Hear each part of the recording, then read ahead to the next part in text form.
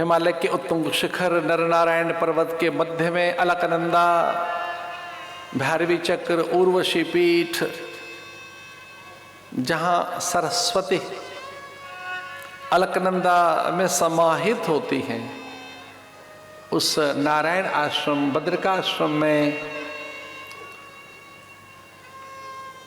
कुबेर पुत्रों को कुछ चेष्टाएं करते हुए देखकर नारद ने उन्हें चेताया था। मद्यपान कर और अप्सराओं से कुछ चेष्टाएं कर रहे थे, और नारद ने कहा देखो तो सही, इस पवित्र परिवेश में भी और ये असभ्य हैं, अशिष्ट हैं, इनका आचरण सही नहीं है, इनकी क्रियाएं सही नहीं है। तो प्रत्येक अवस्था में आप भद्र बने रहें, शिष्ट बने रहें, सुसंस्कृत बने रहें, संयत रहें, मर्यादित रहें। ऐसा तभी संभव है जब ज्ञान आचरण में हो।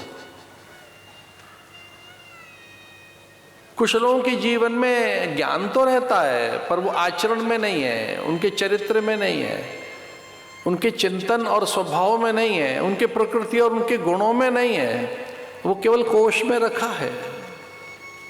तो जब अच्छी बातें आपको याद तो हैं पर वो आपकी प्रकृति में नहीं है, आपके स्वभाव में नहीं है, इसका अर्थ है वो जड़ है। और आप जड़, एक जड़ धन भी होता है, जो तिजोरी में रखा है धन, हाँ निसंदेह वो काम में आएगा, पर वो उतना ही जड़ है जितना ताला जड़ है उसके ऊपर। अगर वो कभी काम में नहीं आया, जो कभी काम में नहीं आया, और तिजोरी में वो धन जो कभी काम नहीं आएगा, वो 3-4 चीजें जड़ हैं। एक तो धन भी जड़ है, तिजोरी भी जड़ है, उसमें जो ताला जड़ा हुआ है वो भी जड़ है, और चाबी लिए घूम रहे वो भी जड़ है।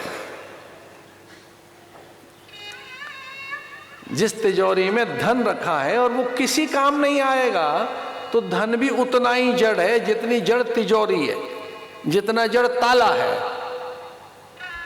हमको तो बहुत अच्छी बातें याद आती हैं, आती तो हैं, करोगे कब? हमको तो सब आता है, पर आता तो है, ये प्रकृति में कब आएगा? स्वभाव में, आपकी चेष्टाओं में, आपके चितवन में, आपकी अभिव्यक्ति में। आपका ये जीवन कब बनेगा?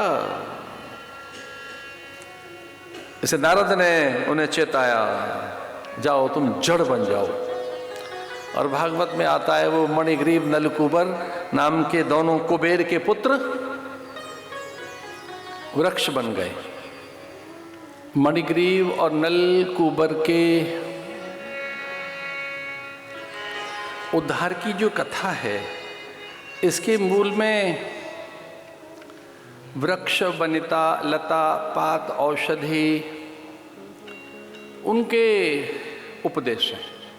एक वृक्ष के उपकार कितने हैं हमारे ऊपर, इस कथा में आता है। एक वृक्ष गोंद, छाल, छाया, वलकल, हरितिमा, गंध, सुगंध, मकरंद, पर्जन्यों के आमंत्रण के लिए हर पल तत्पर है। इस धरती पर बादलों को जो बुलाते हैं वो केवल वृक्ष है। इस धरती पर वर्षा का जो कारण है उसमें अनेक कारण हो सकते हैं, पर उसमें जो मूल कारण है, जो मूल तत्व है, जो कारक तत्व है, वृष्टि के मूल में जो बादलों को और वृष्टि को पैदा करते हैं वो वृक्ष हैं। इसलिए हमारी संस्कृति में वृक्षों की पूजा है। आंवले की, अश्वत्थ की, विशाल वट विटप की, कदली की। कोई पूजा ऐसी नहीं है जो बिना पत्र, पल्लव, पुष्पों के और बौर, मंजरी के, काष्ठ के संपन्न होती हो। यहां तक कि दूर्वाओं से गणेश की आराधना, दूर्वांकुरों से। नारायण की आराधना में तुलसी, माधव की, महादेव की आराधना में बिल्व, धतूर, शमी, विजया, नक्षत्र पूजा में कदली, और बिना काष्ठ के यज्ञ नहीं हो सकता। बिना काष्ठ के कोई यज्ञ कैसे हो? चिताग्नि के लिए भी यज्ञ, काष्ठ जीवन के लिए बहु उपयोगी काष्ठ, तो वृक्ष इतने उपयोगी। उन वृक्षों को धराशायी होते देखकर ब्रजवासी चकित थे, नंद और यशोदा आदि, क्योंकि भगवान ने उनका उद्धार किया।